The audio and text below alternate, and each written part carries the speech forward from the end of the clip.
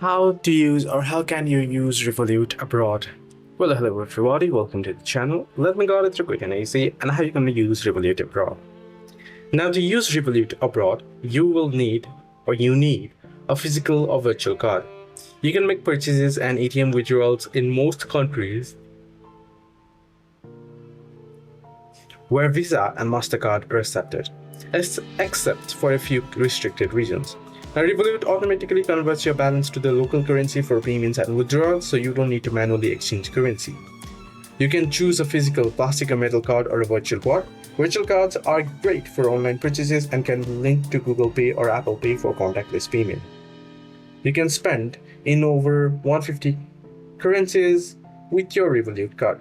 Revolut automatically converts your balance at competitive exchange rates when you spend. You can set daily spending limits and freeze or unfreeze your card in the app. Hope this video was helpful. Do like and subscribe as well.